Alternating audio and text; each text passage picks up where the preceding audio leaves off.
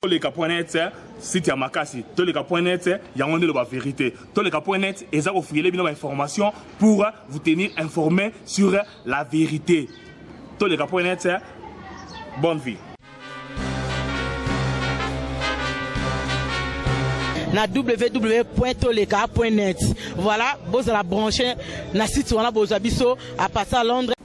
Bonsoir, Mbote, bonjour, ici Kabozali, ça dépend ici Kaboyamba biso, ne tolobaka, tozali wana pona bino, bolandaka biso ngana bino ezali vraiment emotu ya pona biso. Alors, lelo lisusu en direct, il y a www.congosynthèse.com, www.toleka.net et www.yukecongovoice.com. Tozali na bino lelo na ma solo ya motuya ndenge tolobaki objectif 2016. Pourquoi objectif 2016? Parce que boyebi bino moko makambo oyo ezali koya kobandana pourquoi lelo na mokolo ya lelo tito koma na 2016. Alors pour un objectif 2016 lelo to bandi na oyo tolobi le parti oyo ya munene ya biso opposition ya RDC UDPS. Oyo to yambi lelo mosali na yango mokambi na yango awana kati ya UK donc Grande-Bretagne oyo to bengi Monsieur Théo Ngombo. Monsieur Théo boni. Bien Jean-Guy. Esongo mingi ya koyamba yo lisusu na mokolo ya lelo parce que ça fait longtemps aussi to solo laki makambo pendant ce temps leki mwa mingi. Mais yamboto kende na bana yamboka nanu bazolanda biso olobi na bango nini. Oui, merci beaucoup tout d'abord pour nous yambanga na kati ya studio. Tozali kopesa mbote na bande konyoso ya République démocratique du Congo e bakolanda biso ezala na kati ya mboka to libanda na diaspora mobimba. Topesi bino mbote mingi, totombeli bino ete nzambe azali kolo ya pesa biso mboka moko pote tozala esika moko toloba monoko moko malgré tozana minoko mine ya minene na kati ya mboka abatela mutu na esika azali. En tout cas topesi merci na mutu nyonso ya kolanda biso mokolo ya lelo. Merci mingi représentant parce que ezali grade na yo ya onde to yambeli yo lelo awana mesa na biso na studio na biso. Mais représentant depuis mokolo ya suka tokutanaki makambo eleki mingi elobami mingi esalami mingi lelo yo moko ye la voix autorisée ndenge nga na respectaka yango mais yamboto kende nanu soki kokopesa biso mwa santé ya parti ya lingomba état de santé nango ezali ndenge nini depuis oyo tokutanaki na yo soki parti lelo ezali ndenge nini. État de santé à parti ezali bien, parti ezakokende malamu. Sur place à la Grande-Bretagne, tozalaki na réunion à Manchester le 25 octobre. Tokendaki kuna tosololaki na bandeko ya Manchester, tomekaki ko mobiliser bango, ko sensibiliser bango na ndenge ete tomeka kobongama po totala makambo eza koya liboso. Na ndenge moko pe lisusu na Londres awa tokokutana samedi le 8 novembre na Selby Center tokomeka lisusu kosolola kotala ndenge nini sengeli tobongama pona ba makambo oyo ba échéance oyo ezali koya liboso na mboka parti peza malamu biso nyonso tolandaki na bilili to toza kolanda na bilili lelo yo secrétaire général abengisaki sit-in malheureusement bayaki kopanza bato. En dehors de ça aussi, tolandaki ndenge Félix Tshilombo Tshisekedi asali tourné na le 2 Kasai et puis na Katanga. Nyonso wana ezali kokota na cadre ya redynamisation ya activité politique ya parti na biso. Matondo, tokokota wana na Félix Tshilombo Tshisekedi un peu plus tard oyo topesi pe mbote esika zali na musala za kosala mais tokozongela ye na mituna na sima.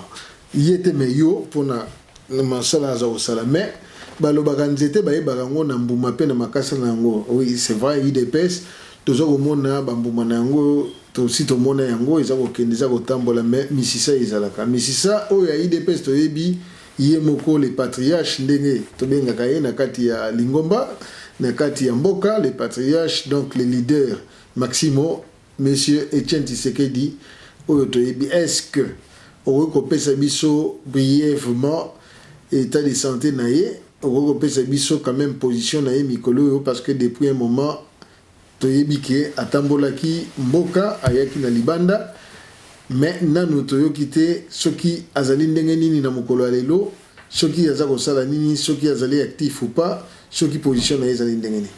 Merci beaucoup. Na ko répondre à la question, on a été président ya parti na biso monsieur Etienne Tshisekedi wa Mulumba abimaki Kinshasa na mois ya août ayaki na Belgique pour na repos. Je pense qu'actuellement à commune suka ya convalescence na ye repos na ye presque na suka na yango to monaki ki abimaki ayambamaki na ayambaki ba journaliste mi balé na Belgique.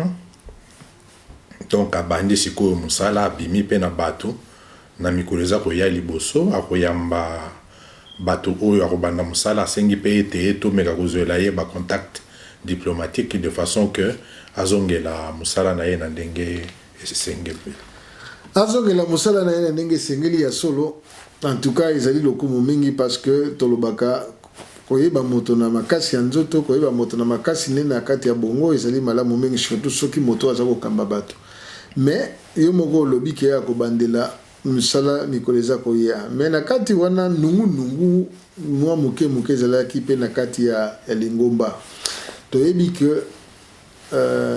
le patriarche abimaki tozalaka na yo tosololaka oyebisaka biso en cas ya nini ya problème ezala ya santé ezala ya disparition autre souhaité na musiko te parce que Congo eza na posa na ye ezali na eloko moko ici salama na kati ya texte lelo le patriarche abimi totangi tomoni que nungu ekotaki ya liboso d'abord oyo tobengi na succession na ye ndenge nini okoko limbolela bana ya mboka que na texte ezali que soki ye azali te collège électoral esalaka mosala na yango mais selon mes informations yo mutu ko éclaircir biso parce que toujours esalami ke anomaki bato mosusu oyo bakawe kokamba lingomba na nsima na ye et que bato mosusu basepelaki nango te mpona nini bon na koki ko répondre question wana koloba ete banda lere tosololaka mbala ya liboso nalobaka boye ete UDPS ezali parti oyo eza structuré makomi ya UDPS to statut ya UDPS elobi ete en cas ya empêchement ya président ya parti soki vide eza na place wana toko zala na bato misato oyo bakokamba provisoirement parti collège électoral collège ya bato misato oyo ya ezali na secrétaire général ezali na président ya convention nationale démocratique et puis tozali na président ya commission électorale permanente bato wana misato bako diriger parti pendant 6 mois et puis bako organiser bako convoquer congrès et ko élire président oyo akokamba parti na absence soki président a commis empêché définitivement. Mais sikoyo batu oyo ye atikaki na sima est-ce que yo confirmer que na batu mususu o ye moko aponaki pona kokamba parti pendant que ya zalité ou bien ezali ya lokuta? En tout cas, j'espère que nous devons avoir la culture des textes. S'il y avait un texte, et puis j'ai doute fort parce que on a expliqué des textes et lobby. Okay. Texte et puis si président et prérogative moko boye été allégué pouvoir en attendant na un bureau politique. T. Wanezelo komoko na ebité soki baoyo bazakolo bayango soki badu yango wapi. Tozali ko luka ete to luka démocratie et cette démocratie là va par le respect de ya règle ya jeu et lobby était président soki azali société ezana bato misato ba okamba mboka mais ba okamba parti mais lobby te que président esengeli apona bato moko boye po batika la kokamba parti. Donc apona kité. Ezalaki en tout cas na ba texte na tikali ko mona loko. Même na faisabilité nango sous coulisses ezalaki té. Même faisabilité nango ko sala makoma puisque ça devrait être contesté. Ce qui est le kandingo ne salamaki, je pense que ça devrait être contesté puisque elinga ke bima na statut à parti. D'accord. Merci mingi na banza bana mboko bazolanda la voix autorisée na biso ya UK. Mais sikoyo ezali na bokabwani oyo ebimi na miso ya bato. Na banza yo nangai peut-être yo ozomonela ona na ndenge ya discipline na ndenge ya organisation ya kati ya parti biso ozomonela ona ndenge ya bato libanda observateur. Mais bokabwani ezali ebele à l'occurrence tozali na baye oyo bami bengi ba parlementaire debout oyo bapesaki maloba ba commentaire oyo biso tokoki koloba te bana mboka bamonaki yango tolobi point liboso yango na parlementaire debout et puis tozali pe na ndeko oyo azali responsable ya ba section nyonso ya Kinshasa les 4 sections oyo pe alobaki makambo ebele mikolo elekaki oyo ngai personnellement na koloba te oyo bali komona maloba na ye balanda ye moko na ba bilili bokabani wana ezo salama est-ce que ça solo ezali pona nini bino bozo zulango ndenge nini pe bozo bungisango ndenge nini. Bon, nakoloba ete effectivement na lisanga nyonso bilamba ya mbindo ezalaka toujours mais basukolaka yango na kati ya bato te basukolaka yango na kati ya famille. Donc l'UDPS ne peut pas s'échapper de cette règle-là. Il y a des problèmes effectivement que je ne veux pas étaler dans le public, mais je veux peut-être adresser d'autres situations dans le lobby, les parlementaires debout, les 4 fédérations et consorts. Concernant le parlementaire debout, je peux simplement dire que le parti se dirige par des structures statutaires. Des organigrammes il y a parti parlement debout ezate ezali ba groupe moko informel mais ça la quand même force oui, la parti oui mais ezali informel non décisionnel basana et loko moko te ya ça basa structure te c'est juste des groupes informels. Alors s'il faut parler des 4 fédérations où ça la allusion à mon humble avis, je sais que le président du parti avait pris une décision en 2012 à exclure Batouan dans la partie. Et les textes nous disent que Oyaza exclu la partie n'a pas les droits de parler, moins encore d'engager le parti. Donc, tout celui qui se met derrière eux, derrière ces gens-là, automatiquement, il renie l'autorité du président du président du parti. Je me souviens bien que au début de l'année 2013, on avait eu une séance de travail avec le président. On devrait lui présenter nos vœux de 2013. Et parmi le point à l'ordre du jour, c'était effectivement les points de l'exclusion Yabandekoana. Puisque le président n'avait pas signé la décision. On lui a posé la question et il y avait tous les représentants étaient là, et nous étions tous là. Le président a dit que personnellement, j'ai pris cette décision pour mettre de l'ordre et la discipline au sein du parti. Donc, Bandekoana, ils sont suspendus, ils sont exclus du parti par le président lui-même. Et tous ceux qui se mettent derrière eux, automatiquement, ils renient l'autorité du président. Donc, là, en tout cas, nous devons être trop clairs. Ok. Si vous avez un peu na nini yumo tangaki a tourné à monsieur Félix Tshilombo Tshisekedi. D'abord ceux qui ba tourner ngo et salami ndenge nini ceux qui ozali na moi résumé nango ce que perception na vato bana mituna nacho.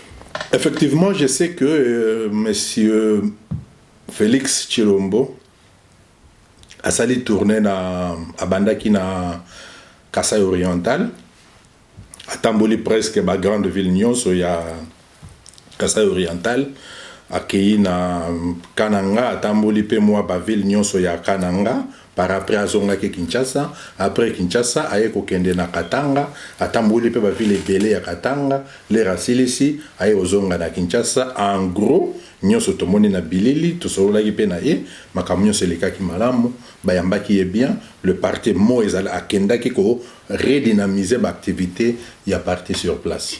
D'accord.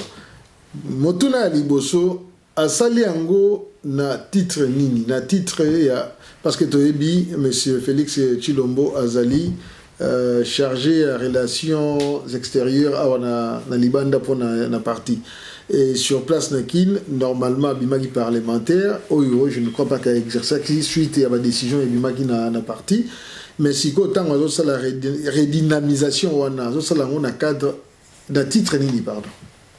Bon, c'est un cadre du parti.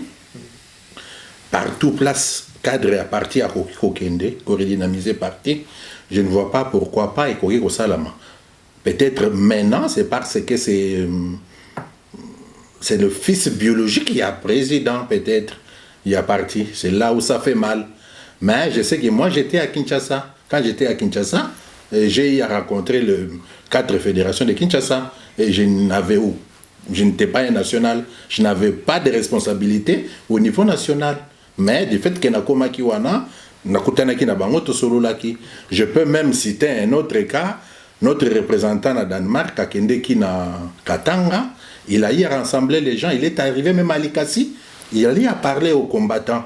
Donc, voir simplement que c'est mauvais parce que c'est Félix, moi je me dis, je me réserve beaucoup à Kokota na Makambouana. D'ailleurs, pour moi, je me disais que tout cadre du parti à l'heure actuelle, normalement, Moutounio, c'est celui qui se sent capable, il peut aller dans n'importe quel coin du pays, redynamiser le parti. C'est pas simplement les Cambo Ezali réservés dans le secrétaire général, dans le président et parti.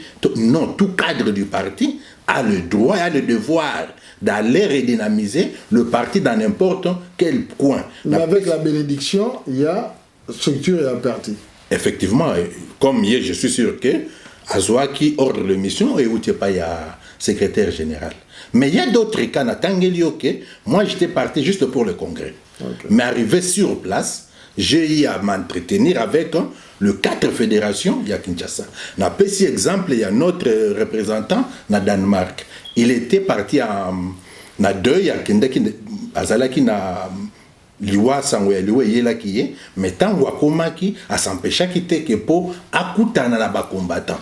Il a parlé avec les gens à Lubumbashi, il est arrivé à Likasi, tout le monde qui ba ramenaki ba film. Mais maintenant ça fait mal peut-être, je comprends parce que les gens trouvent que c'est le fils il y a président. À part que vous avez la fils il y a président, beaucoup interprètent cela comme si c'était une tentative et accession na trône ndenge bazoko bengango na libanda balobi non ezali tentative moko et accession na trône et ligné comme lokola royaume. Est-ce que eloko wana ezali justifié ou pas? Personnellement, je me dis que situation wana ndenge bato bazolobela yango nalobaki tantôt bien avant ici que c'est le Congrès qui doit élire un nouveau président. On a cas oyo, mais c'était un tissu de la société. Ou bien ce cas que voilà n'a jeté éponge, c'est le Congrès qui va élire.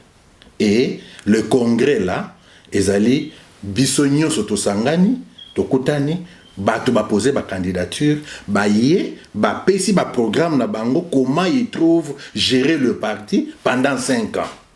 Ce qui va convaincre biso élire. Alors ça ne doit pas être que parce que on ne peut pas diriger les gens juste na ba suspicion. Non, il faut total le concret. Le concret c'est que il y a un texte, il y a parti, le congrès sera convoqué na cas où vide salami la présidence et bato ba proposer ma candidature na bango ba kozala élu. Donc yé azo salango na cadre ya souci à parti pour ezala na makasi nango lisusu etambola. Mais alors, voilà les choses comme il y a une famille biologique comme il a posé trop de problèmes. Problème comme il y a Marthe, qui paye des commentaires malgré que les alibis suspicion, comme il y a position na rôle ya Mama Marthe na kati ya parti ezali nini, influence ne par rapport ya l'activité ya Félix Tshilombo ezali nini. Yo nous avons autorisé ce que expliquer biso ne na lobby ko expliquer biso. Na banda na sina lobela ki le kamboyo. D'abord rôle et place na ye. Mama Marthe c'est l'épouse du président du parti. Donc rôle na ye mutu azali butongo butu pourquoi na président ya parti. Donc je vois pas comment tu peux dissocier ye na président. Tout ce qui se passe avec le président, Mama Marthe est là, donc vie mobimba accompagner le président. Rôle na ye na parti yango wana. Tozali parti oyo effectivement ils ont makambo sotoko lo baboyi nyoso te. Toza bino moko boyebi ke dictature ils ont mboka na biso. C'est tellement difficile. Nazoka makelelo batu mingi lelo bazolo ba o Mama Marthe. Mais yo bazolo ba lelo Mama Marthe wana ba utiliser Mama Marthe wana na ba modèle mususu pour ne recommer pas ya président. Il y a d'autres rapports qu'on peut envoyer to yebi ke to ko lekisela ngona nzela nini banzele ze belo to ko etale yango ate pour recommer pas ya président. Malheureusement lelo oyo batu bazomona ke oui Mama Marthe parce que maintenant total la paix que banda tout take kuna ti lelo oyo rôle nini Mama Marthe a joué pembeni ya président.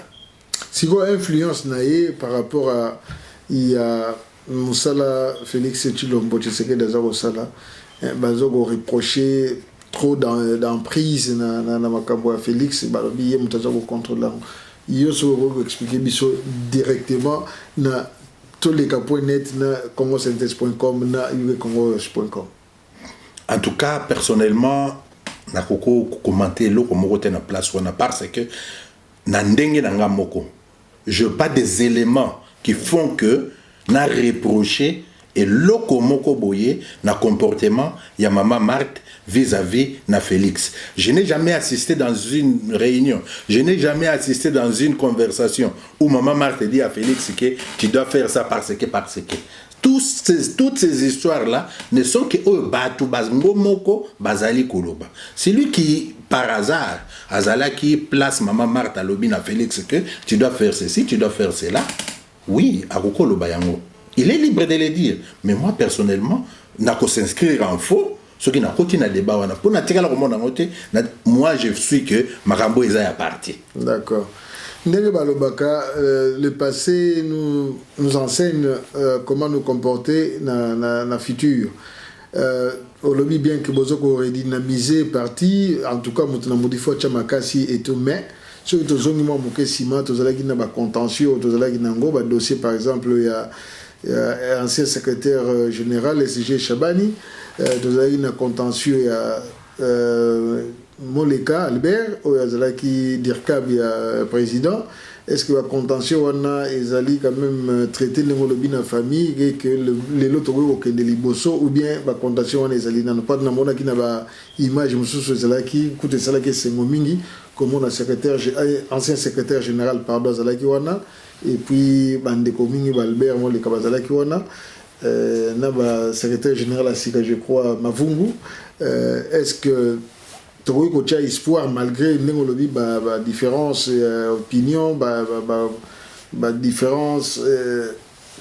opinions, différentes opinions, pardon. Est-ce que la contention est allée traiter et que tu as des lobbies tout le monde accueilli des personnes qui n'ont pas de Oui, effectivement, la IDPS comme tel, c'est une grande famille. Hein? Et puis, nous avions connu des secrétaires généraux, Baya, Bakenda. Bazana bango pe bamingi bazape ba mususu baza ba membre tilelo président azwa ba directeur ya cabinet basala musala ba kenda ba mususu bazali donc tokoki ko s'éterniser sur le cas nayebi qu'il y avait un problème il y a secrétaire ya Kala Jacquemain Chabani secrétaire général ya Kala Jacquemain Chabani ça a été lui-même il avait dit que il continuera à travailler au sein du parti. Donc, coup de chapeau pour Naye parce que à se disponibiliser pour ça pour na parti. Il ko remplacer na secrétaire général Mavungu ou yaza sikoyo azokamba secrétariat na biso yende mutazawan. Albert Moleka j'avais dit dans le temps que ça c'est dossier privé où est le président. On dicte à personne son directeur de cabinet. C'est au président, lui seul, de voir que le directeur de cabinet, Ndengazawana, a remplacé Yé ou a remplacé Yé Yenda Roye Bissabiso. Donc jusque-là, nous n'avons pas de commentaires à faire. C'est au président de nous indiquer directeur Naye, à cabinet, il y a Sika, ce Kazali. Ce cas Bisso qui continue avec Albert, c'est à lui. Mais Bissonio Sototikali, ça, ce n'est pas notre problème. Ce n'est pas un dossier qui nous concerne. Ce n'est pas même dans les structures du parti. C'est un cabinet privé du président. Mais dernièrement, il a semblé avoir une petite nomination, un nouveau directeur à cabinet de Solo Laginayo. Et devant le Congolais, est-ce qu'ils ont confirmé ou pas? Non, jusque-là, il y a quelqu'un qui aide le président, parce que là où il était à Bruxelles, il fallait qu'il toujours... malheureusement, Tozalaki Liboso na Monsieur Labbé accueilli. Tout le monde na oyebimi lobby a wandenge babimaki babimi selibiso docteur mutoza ko sala mikolo aza ko aider président sur place na Belgique. Donc toza ko la président Soki a confirmé Moutou a oyebisa biso par la voie d'une décision que voilà, il y a quelqu'un qui fait office de directeur et porte-parole, il y a président et a parti, mais jusque là nan officiellement tozali notifié. Les gens motuna moko bana mboka batunaki avant tout les na sujet oyo concernant encore ancien secrétaire général Jacquemain Chabani oyo balobi lavaki de toute accusation na makambo elegaki ya kala lokola basi balaveye ke a se disponibiliser ndenge moko lobi yango na misala ya sika normalement na ndenge bana mboka bazoloba soki mutu bakizaki faussement et que ezalaki bongote et que justice et lavé na yango et neto lobakawa et cligner na ba biloko wana nyonso ako ko poste c'est ka kozonga na poste na ye to boko changer poste et bien ceux qui participer et reconnaître que azalaki accusé lokola et salamakité. Le poste de secrétaire général Mouto Akomakawana Azalaka nommé par le président du parti, actuellement d'après les textes. Okay. Donc, nomination, et à la discrétion, il y a président. C'est au président de voir Ndengenini Akouriko Sala na poste ou Wana ya secrétaire général. Quelles sont les raisons qui lui ont poussé pour opter pour la secrétaire général Mavungu Bisso Toyebite. Donc, ce qui président poste Zébélé, ce n'est pas simplement le secrétaire général. Il peut jouer un autre rôle au sein du parti. Donc, si le président trouve qu'il peut s'entourer dans le service au Yaye, il peut confier, il peut poster Moussoussou. Donc, portes fermées, je pense. Bien. Et bon, si vous Tozolanda, na basamone Tolanda, va mouwa sikezo ya va moubaki. Na bande dernièrement to monaki balobi Mobaki a lobby enough is enough, donc trop c'est trop, donc il est temps de mettre les choses au clair. Vawana ezali vanini ezoko linga ko sala nini ou bien ezali eloko mo boye bango mandaka. Non, personnellement je dirais que Valentin Moubake azali conseiller politique, il y a président. C'est un membre du parti, c'est un cadre du parti. Et les courants au sein du parti, même ici où nous sommes, et ça l'a toujours, il y a il y a Blair Bazalaki, il y a Gordon Brown Bazalaki, malgré parti. Voilà, donc toujours les courants au sein du parti. L'unité, là c'est l'UDPS, c'est la grande famille. Donc, ils ont toujours nous sommes au sein de l'UDPS jusqu'à la preuve du contraire. D'accord. Si vous avez commis un sujet, peut-être à Félix Nasuka,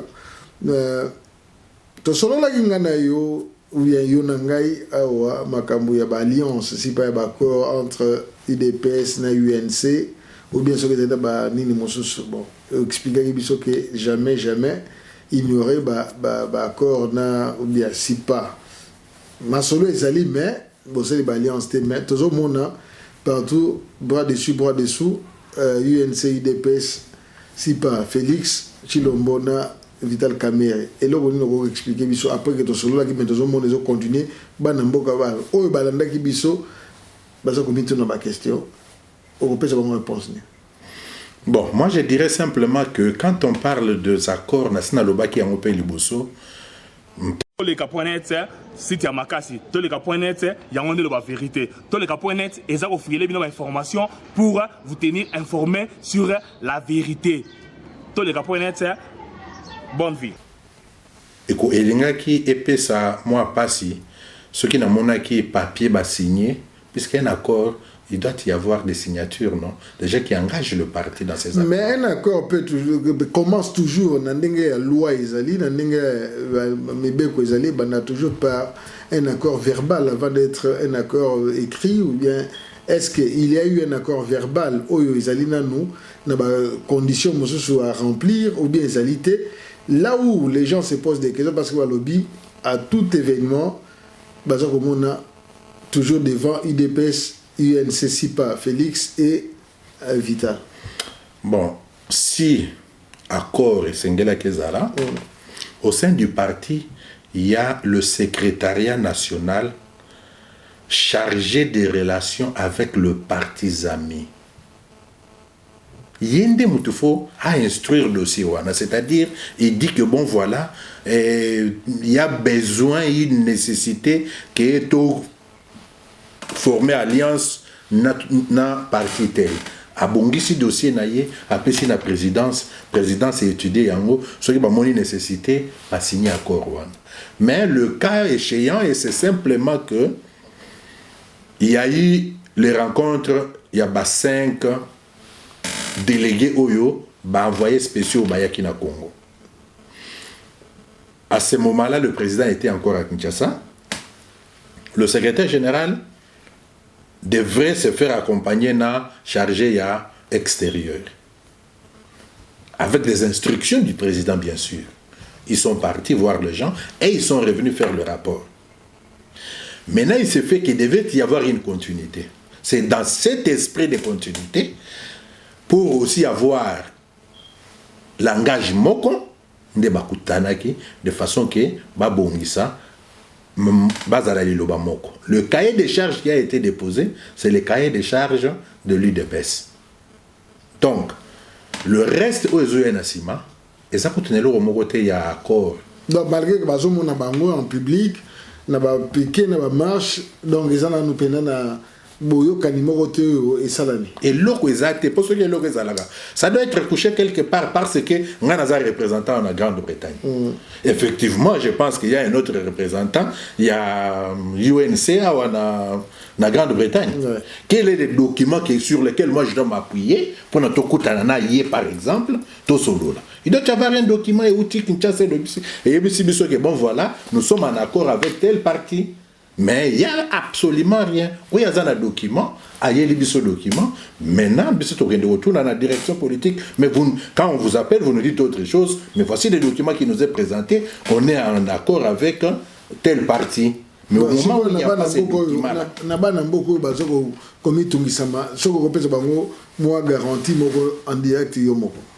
bon, je dirais simplement que nous devons avoir en nous l'idée, il y a pas écrit. Il ne faut pas simplement, Moutamoningaï comme Nazar représentant, à Moningaï représentant par exemple, il y a Palou, oui, ils ont fait des accords. Non. Voilà. Donc il doit y avoir des écrits. Comme il n'y a pas des écrits, c'est-à-dire il y a même ce token à tribunal de l'eau. Tolobi que voilà, token au Funda XY Moutouyaï de PES, il a signé des accords avec un. Les juges nous posera la question, présentez-moi les documents certifiant que Batumi Baléoyo, bazan accord. D'accord. Ok, merci Mingi Nabanza Banamboka Bozon d'Abisso en direct à congosynthèse.com, tolega.net et puis congovoice.com. Neboyoki, Nituna Nabino Yangoyo, représentant la voix autorisée, la personne légale, Oyo Azalia, ou Nabisso, IDP, à Saba.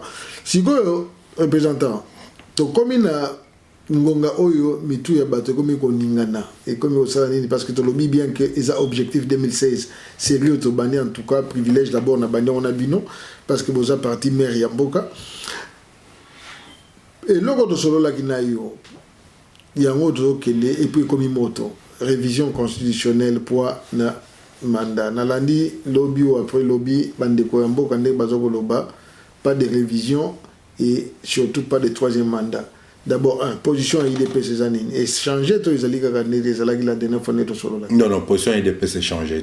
Donc, pas de troisième mandat et pas. Effectivement, il faut tout le babouer. Le problème, ou bien, débat sur le mandat là, c'est un faux débat. C'est-à-dire le texte Zawana et le dit clairement que Moutounionso, il faut à ça là. Mandat Nibale. Mais tout ça a un usurpateur qui est là par la force des armes. Il a fraudé les élections, triché aux élections et qui s'est imposé. Donc l'égalité que tu as mandat. Exact. Bon, c'est quoi en révision? Pourquoi on doit réviser puisque lui n'a pas gagné? Bon, c'est pas révision, on prend un tel que qui autre, puisque jusque-là, on peut parler de révision si Moutoumoko a brigué deuxième mandat légalement. Mais lui n'a pas brigué un mandat, deuxième mandat légalement. C'est pas tricherie qu'il est là. Donc, c'est pourquoi j'ai dit que c'est un faux débat. Plutôt plus, il y a le phénomène Malou-Malou. Puisque aujourd'hui, ils peuvent vous dire que bon, voilà, nous partons, Malou-Malou organise les élections, il vous dit que quelqu'un de la majorité n'a pas remporté l'élection. Par rapport à l'élection, peut-être comme en 2018, et peut-être dans le gouvernement de l'Union nationale, est-ce que Bino n'a parti au courant et ceux qui sont au courant, ni position dans les années? En tout cas, je pense, pour moi, personnellement, je dirais que le peuple congolais doit rester vigilant. Le grand problème qu'on a ici, c'est l'occupation avec M. Joseph Kabila, Kanambe, Namutu Yamboka. On ne doit pas lui permettre d'arriver jusqu'en 2016. On doit lui bouter dehors avant 2016. Lui mettre hors état de nuire avant 2016. Mais ceux qui t'ont vendu les autres comme Ikeo ne touche pas ma constitution, ne fait pas ceci. Non, c'est-à-dire que nous lui acceptons qu'il a eu un mandat officiel et qu'il doit continuer avec ce mandat. Non, nous disons que c'est un tricheur. Nous devons continuer à rappeler à tout le monde que c'est un tricheur. Il doit partir avant même, tout comme en 2016. Voilà ce que moi je peux demander au peuple congolais. Donc ne pas simplement Tola la Pongi, Tobanda la Keo, Bazarola Marambuya Bao ne touche pas la constitution. Pour moi, ça ne vaut pas la peine. Il faut faire pression que Kabila parte. Et, tozonga na badroit na biso, to bandela, mandat, to bongisa mboka, to kenda ba élection, na ndenge constitution sengi yango ke, to bandi na ba élection locale, to matiti, to komi na présidentielle. Sinon, vous verrez qu'on va encore coupler les élections présidentielles na ba élection législative. Ok. Bon, au lobby bien qu'au bouté dehors avant 2016, tout le monde y événement mon retour récent dans le week-end d'Awa, il y a Burkina Faso. Position à Bino Zanini, réaction à Bino Zanini dans l'analyse à Bino Zanini. Bon, nous personnellement nous disons que ce qui est arrivé, coup de chapeau n'a pas de Gonabiso burkinabé. Et pour nous ici sur place, nous disons que nous devons faire pression dans la rue afin de bouter dehors monsieur l'imposteur Joseph Kanambe Kabila. Faut alongwa ceux qui te vendent à se sentir à l'aise, à revendre naé. L'autre azala qui peut prêt pour vendre. Mais jusqu'à 21h, il y avait qui m'a à l'Ubaki à lobby qui a aucune la transition. Les dictateurs ne lâchent pas facilement. Donc il faut une forte pression pour faire partir Kabila. Donc c'est pourquoi tout ça, la série à ma rencontre, tout bandi le 8 novembre, donc samedi et zaroya, na selbi, tout bengisi ba congolais nyonso, de façon que tout ya tout solo la biso nyonso totala, comment tout koe kokende. Londres, biso ba tout boti, c'est le perso même, il y a résistance nyonso tozo monde. Donc faut tozo nga soto vanda, tokende au-delà de la résistance. Total, qu'est-ce que nous pouvons faire maintenant de façon que to pesa les sous poids na bao bazana mboka total ndenge to ko bouter dehors moto avandi na force ya minduki aza ko diriger biso. Aza ko diriger biso mais na mboka kuna apparemment média makamunyo so eza contre opposition. Bon, prenons question moko à la volée comme ça, opposition ngo moko bino boza ko se concerter ni boza ko s'organiser ni en tant qu'opposition en général. Bon, je dirais personnellement que nous ne considérons pas de l'opposition. L'UDPS. L'UDPS n'est pas nakati opposition, non.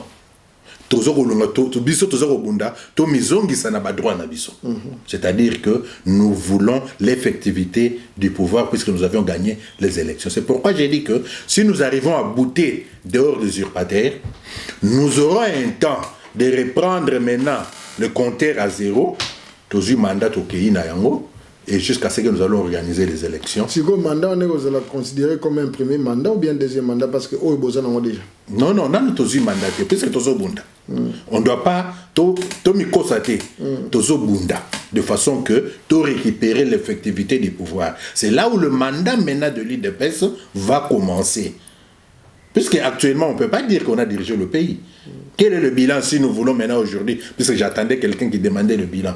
Tu demandes le bilan à quelqu'un qui n'a pas exercé ses fonctions. Ah, bah, tu as le bilan à IDPS par rapport à la présidence. Voilà. Okay. Tu ne peux pas demander des bilans à quelqu'un qui n'a pas exercé ses fonctions. Donc, compter pour Nabiso, l'air de au pouvoir, tu bandi makambo, tu keri boso. Problème, il y a médias. C'est pourquoi tout le que nous avons besoin, il y a ma force vive nions, il y a nation. O eza libanda, tokutana. Tokoki ko sala plus que média wana o eza kuna na mboka. Les lots internet eza partout, téléphone eza partout, bazo suivre biso partout. Donc ce qui bino boye, boede pe na combat oyo, j'espère que toko sala plus. C'est simplement question.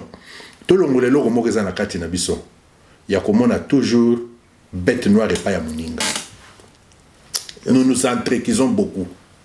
Et c'est ça. Ça joue na faveur ya ennemi au tozanaï. Toza ko bossa na cible na biso. Toko mi ko mi beta na masasi biso na biso. Nous devons aller au-delà. Il faut ton dimana. Ok. Motuna moko à moi peut-être souka avant de que na kokanga. Bande ko mingi balobi mais pourquoi mbaloyo ba sala nini ba yoka IDPS balanda IDPS na tango makambo esalamaki bana mboka bapesaki voix na bango mokili momemona naki mais IDPS avec le président Etienne Tshisekedi batelemisaki mboka te balobaki te babengaki na révolution te na ngonga wana.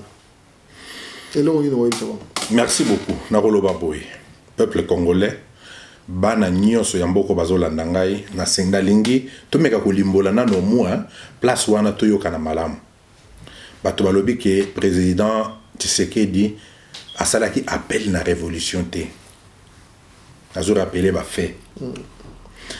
Le président avant a prêté serment à Lobi Boy. Je demande à tout Congolais là où il est de chercher ce monsieur ici Joseph Kabila, de l'arrêter et me l'amener ici, ligoter. Il y aurait une récompense na muto ya koyanaï. Bolinga kalobanini. Asengi bobima, bokendo kangaye boyanaï. Peut-être peut-être c'est qui message moko peut-être déguisé, peut-être il fallait le bilan un peu plus clair. OK. Nazongi lisusu. Alobi ndenge naza boye boya kozwa ngai nazokende na stade à martyr nakende ko prêter serment boya kozwa ngai tokende. Cela veut dire quoi? Bana mboka ba mususu bayaki bazalaki heurté na nini na brigade union zalaki liboso na liboso. Alors c'est pas la faute à Tshisekedi. Puisqu'il était sorti ce jour-là.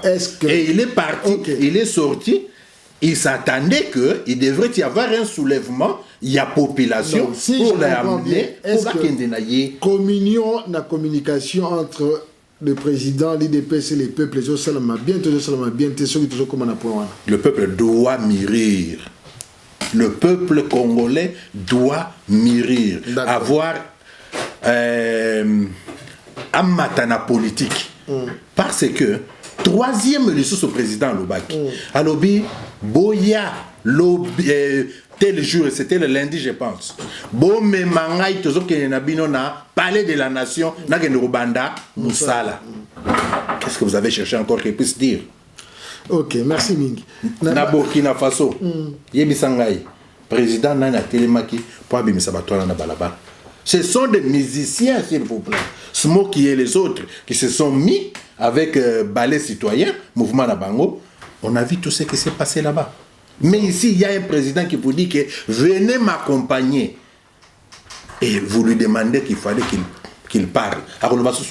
Donc, ceux qui sont au Burkina Faso, les musiciens, les télémaki, les autres hommes, bon, tu as par exemple, Kofi a Yembinzembo la révolution, à Yembinzembo, il n'y a pas touché à la constitution pour notre biso, les Congolais, en tant que Congolais. Pas en tant que représentant, mais en tant que Congolais. Nzembo Kofi a Yembi. Musique comme telle, ils allaient instrument moko munene. Na ba musicien belé, tout le monde ba Bob Marley, tout le monde ba Myriam Makeba, Lucky Dube, ba Yembi banzembo pona ko bundela mboka na bango. Alpha Blondy. Voilà, c'est ce que nous demandons, que ce n'est pas seulement le musicien. Mutuna Mutunesika Azali. Donc, sous Nyonso, il y a société Nabiso. Mutuna Mutunesika Azali a apporté pierre et édifice na libération Yamboka. D'accord. Ok. Bon, est-ce que vous avez une perspective d'avenir d'ici là, dans le cadre de l'IDPS, dans le cadre de la partie, par rapport à Namboka? Est-ce que vous avez un programme bien établi à part Biso et Yokero? Bon, ben, tu as plus focalisé à Yokero parce que ce qui te l'a dit, Makambunyo surtout, tout le monde a que Mingi Bandaka a pas Nabiso. Il y a un tolobi que to bengana, to vanda, to longola, où ils ont séparé Biso Zamuki. Où ils ont coïnir biso za munene za Congo. To vanda biso nyonso ba o nyonso bazana a Grande-Bretagne to vanda to solola total asiko ke to yebisana to lo bango boyete to skuta na biso na nkukupe to solola koma to mener ba action de façon que to pelisa moto na mboka. Est-ce que vous avez un commentaire moko bien le komo to lobité ou le bana quelques 2 minutes quoi? Par rapport directement à la caméra de Banambo. Je dirais simplement que l'UDPS est un grand parti politique. Tobundi, tu as gagné l'élection. Malheureusement, l'élection est là qui volait. C'est toujours normal. Et c'est que tu vas vendre, moi, nous est à gauche, à droite. Mais tu as simplement dans mon où il y a l'UDPS, où il y a les membres de l'UDPS, il y a l'UDPS, et ndako na biso nyonso tu ezali mwana oyo biso tobota mwana oyo biso tozali ko batela na ko rappeler mutu nyonso roi Salomon bayelaki ye mwana na basi mibale mwasi moko alobi ke mwana na ngai oyo pa alobi ke mwana na ngai roi alobi me bino mibale na nikolo mwana bon comme ça ayebi bokata mwana na katikati mutu na mutu azwa oyo azaki mama ya mwana te andimaki mwana wana kufa bapanze na katikati wazaki mama ya mwana alobaki te boka mata mwana bopesa ye ngai na zanga. Donc oya lingi IDPS ayeba ete y a de la place pour tout le monde na kati ya IDPS to panza IDPS te to boma IDPS te, c'est notre patrimoine oyo biso nyonso to bundela to sacrifier ba vie na biso nyonso tout na bana ya Congo nyonso to yeba ke avenir ya Congo ekozala toujours meilleur. Yango wana to sengi ete to ya kokutana na événement ndenge tozokene nango sikoyo de façon que tout ça là effort ya kotombola mboka na biso. To tindi ba email to tindi makambo nyonso tout thème to développer ezawana mutu nyonso amoni yango to komeka na ko développer yango de façon que mikolo nyonso koya to telemelaka thème wana moko ndenge ezawana to kene nango liboso. Merci mingi na temps opesi biso, merci mingi na ba pe balandi biso. En tout cas, Nzambe a Pambola Congo. Matondo na banza message yango yo Tokotanga. La libération de notre pays, la RDC, ne peut être effective qu'avec l'engagement, la détermination et la participation de toutes les forces vives de la nation. Donc, rencontre UDPS Communauté Congolaise, c'est samedi 8, 11, 14. Donc, samedi 8 novembre 2014, à Selby Centre, Mengongande, tout le monde était. De 15h à 18h. De 15h à 18h. Yo mwana ya mboka, yo mwana ya Congo, esika ozali, zwa tango na yo, soki koyoka, oyoka, oli olobake, bayebisaki ngai mamsusu, l'interprétation, la traduction orale nous fait souvent défaut.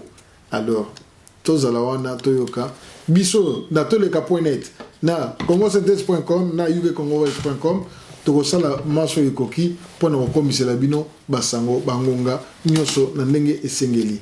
Alors tozongi lisusu boye pona kosukisa mboka ya moto mabele ya moto ezali bo moto na ye okende wapi ozongi pai ata bakoko nyoso bakenda lelo tozokomona na Jamaïque na Barbados na États-Unis baindo bakomi koluka kozonga na Afrika ebongo biso batu penda toyaki na makila yango ya mobeso tozonga te tokanisa yango te wana totikeli na bino kokanisa.